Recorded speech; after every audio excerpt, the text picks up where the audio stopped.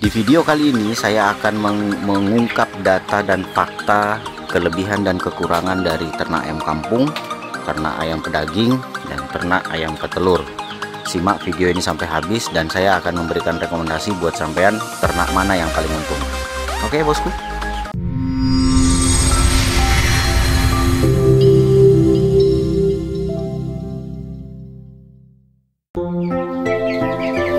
Assalamualaikum warahmatullahi wabarakatuh. Selamat pagi, salam sejahtera ya bos.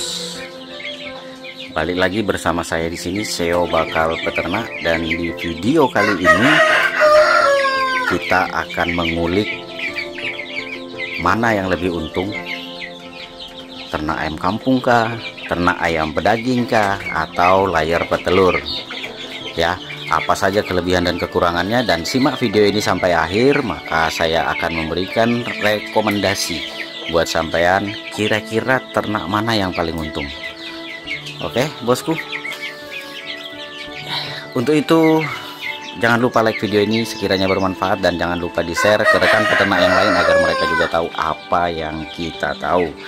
Sebelumnya ini tabel yang perlu sampean ketahui. Ini adalah tabel perbandingan utamanya dulu bos, dari berbagai aspek antara ternak ayam kampung, ayam pedaging broiler dengan ayam layar petelur. Dari aspek pertama modal, kemudian kedua masa panen, kemudian yang ketiga perawatan, yang keempat ketahanan terhadap penyakit, dan yang terakhir adalah pasar. Ya, jadi sampean bisa lihat sendiri nih tabelnya. Dari sini nanti kita akan kupas mana sebenarnya yang lebih untung dan apa saja kelebihan dan kekurangannya. Intinya sampai tahu dulu tabel ini. Oke bosku.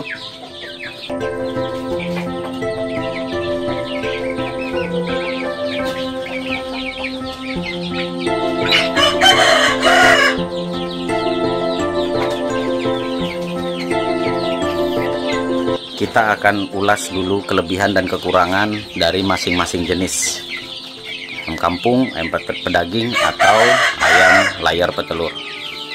Ayam kampung ya, nomor satu, ayam kampung kelebihannya itu tahan banting. Tahan banting di sini bisa diartikan tidak terlalu, perawatannya itu tidak terlalu intensif lah ya, bisa diumbar bebas atau semi umbaran ya, kurang lebihnya seperti itu. Kemudian ayam kampung ini lebih adaptif, artinya mudah beradaptasi dengan lingkungan. Oke, kemudian yang kedua, pakannya itu lebih efisien. Jadi efisiensi pakannya itu bahkan lebih 30% dibanding ayam broiler. Kenapa? Karena ayam kampung ini kan seperti yang pernah saya bilang bos, ayam kampung ini pemakan segala. Jadi apa aja dikasih itu sebenarnya dimakan. Nah, termasuk sisa limbah dapur. Jadi sisa-sisa makanan itu yang nggak usah dibuang, kasih ke ayam bos. Itu juga salah satu efisiensi, letak efisiensi pakan ayam kampung. Berbeda dengan ayam dua jenis yang lain. Kemudian kelebihannya lagi, harga jualnya itu lebih stabil. Jadi kebanyakan itu kan kadang gini bos, memang saya akui, kalau dibandingkan antara harga jual dan harga pakan, lebih mahal harga pakan. Memang, makanya dikenalkanlah melalui Bakal Peternak ini yang namanya pakan-pakan alternatif. Kemudian pakan alternatif ini kan terkadang nutrisinya itu tidak mencukupi.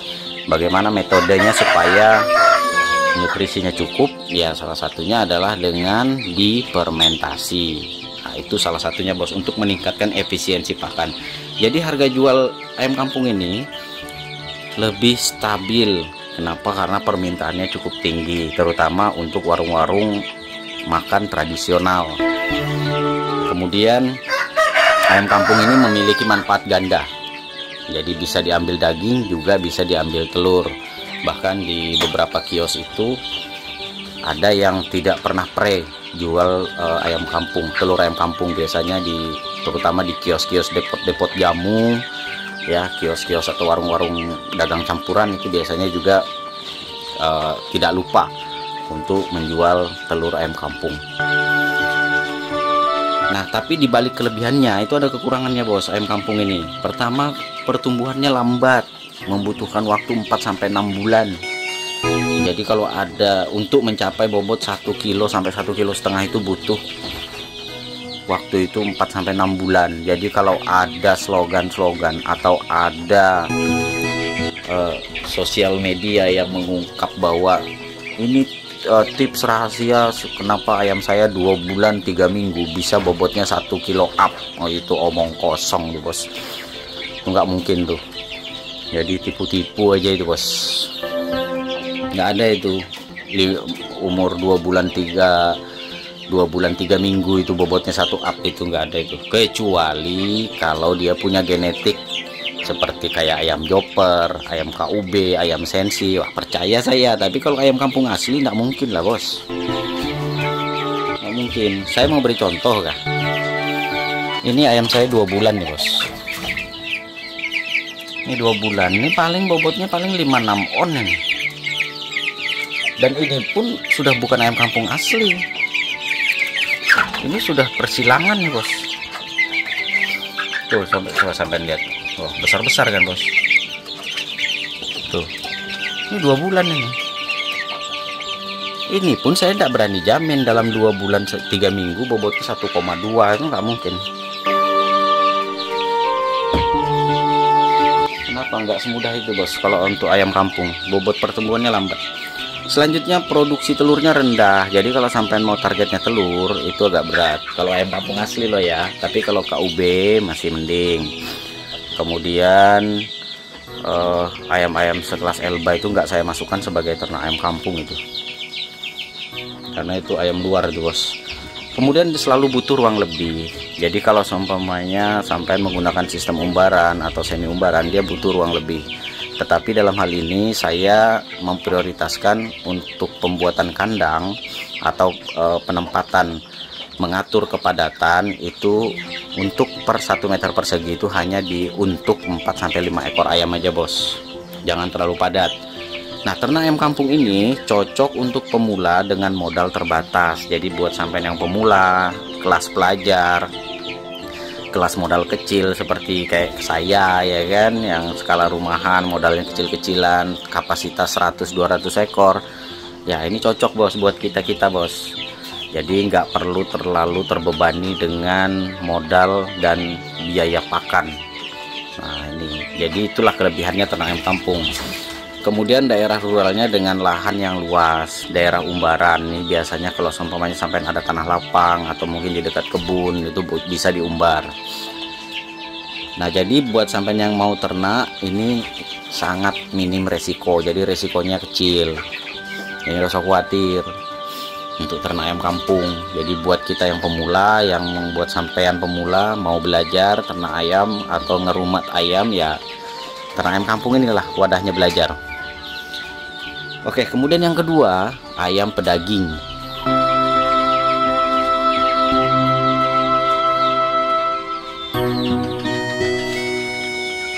Ayam pedaging ini punya 3 kelebihan bos. Pertama, cepat panen. Nah, itu biasa itu 30-40 hari dah panen.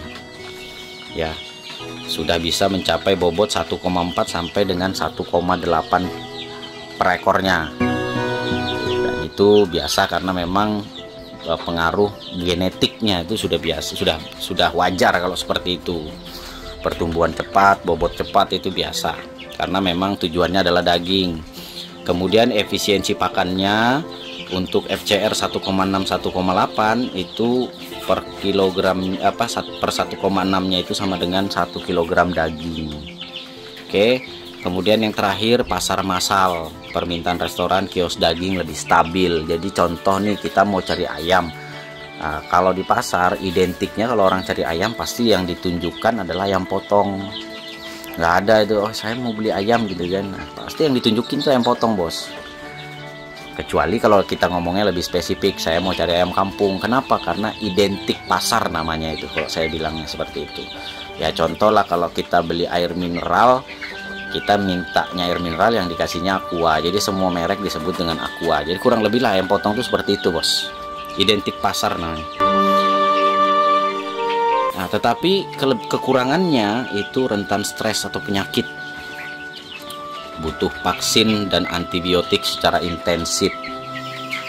Ini kelemahannya bos, kekurangannya ya. Jadi untuk perawatannya itu high risk, jadi benar-benar harus diperhatikan dari segi perawatan kalau untuk ayam pedaging ini, karena sangat rentan. Jantungan aja dia, kaget aja dia jantungan doang mati dah bos ya. Kekurangannya bau kandang itu kuat, berpotensi konflik dengan tetangga, jadi amoniak bos, jadi mudah sekali kena amoniak, terutama buat sampean yang belum terlalu menguasai manajemen kohe, manajemen tai ayam. Itu sebaiknya tidak saya sarankan untuk ternak ayam broiler di skala rumahan, untuk skala rumahan. Jadi yang saya bicarakan ini dari awalnya adalah skala rumahan ya bos. Jadi kalau terutama yang lingkungan padat penduduk, saya tidak sarankan sekali nih untuk ayam pedaging kalau sampean belum bisa memanajemeni masalah kotoran. Ini penting nih bos. Kemudian kekurangannya harga itu fluktuatif, artinya naik turun. Nah, terutama di saat-saat banjir, banyak kandang yang panen ya kan, banyak stok, itu biasanya harga jatuh. Bahkan di daerah saya itu pernah jatuh di angka 23.000 per kilo. Jadi kalau seumpamanya satu ekor tuh naik 1,5 kilo, itu berapa aja harganya tuh bos per ekornya. Jadi disitulah letak kesulitannya kalau kita ternak ayam pedaging, ayam broiler ini. Harganya fluktuatif, sering naik turun, bahkan bisa turun secara drastis harganya itu. Nah, untuk ayam pedaging ini cocok untuk sampean yang mau keuntungan cepat, karena 30-40 hari sudah bisa panen, balik modal ya kalau balik. Nah, kemudian harus punya, kalau sampai mau ternak ini harus punya kandang yang biosecurity-nya itu bagus bos. Kalau biosecurity-nya itu nggak bagus, ya itu tadi, susah mengendalikan amonia, mengendalikan bau kandang ya, kemudian penyakit juga. Nah, ini ya juga yang jadi tantangan buat sampean kalau sampean mau ternak broiler skala rumahan, terutama di kawasan padat penduduk. Dan sampean harus siap memonitoring, jadi benar-benar diperhatikan, dimonitoring hariannya itu secara ketat. Ini kebutuhannya apa, baik dari segi perawatan ya dan lain-lain lah, pokoknya high maintenance lah ceritanya itu.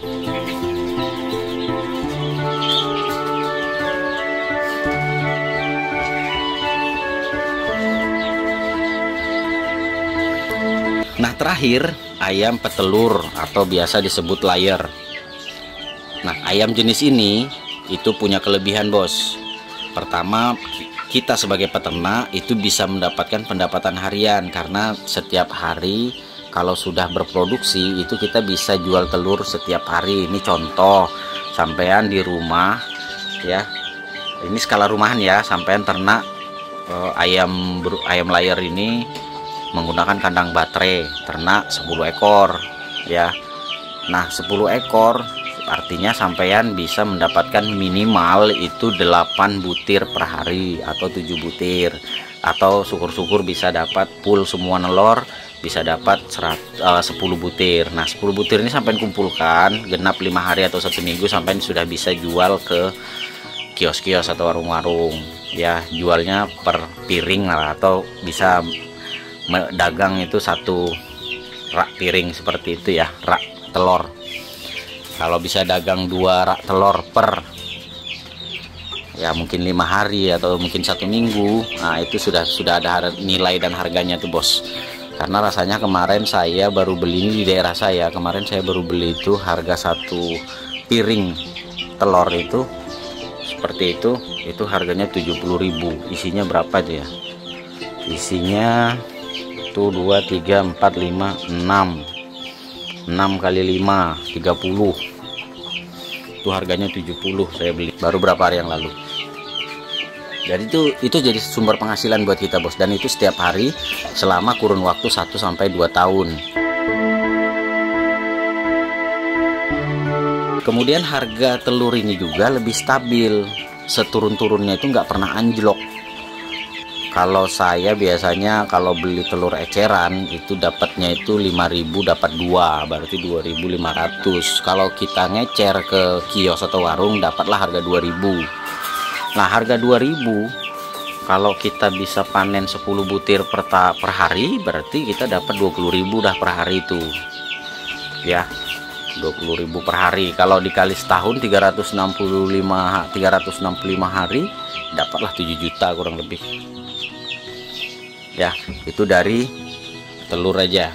Kalau asumsinya 10 butir per hari ya bos, artinya kita dapat 20.000 pemasukan harga jual telur per hari. Kemudian umur produktifnya itu lebih panjang, dia bisa setahun sampai 2 tahun setelah masa starter. Jadi nggak usah khawatir, tinggal bagaimana sampai merawatnya. Dan untuk perawatan layar petelur ini nggak terlalu seketat broiler, dia medium lah, medium maintenance ya perawatannya. Nah, itu kelebihannya. Kekurangannya, modal kandangnya besar bos, apalagi yang sistem baterai. Beda kalau semi umbaran ya. Kalau sistem baterai itu butuh kandang per kotak itu biasanya harganya 100 sampai 200.000 per satu kotak baterai. Jadi indukan ditaruh dalam satu masing-masing kotak baterai itu untuk layar masing-masing layar petelur ini tadi. Kemudian pakannya harus spesifik bos, nggak bisa sembarangan.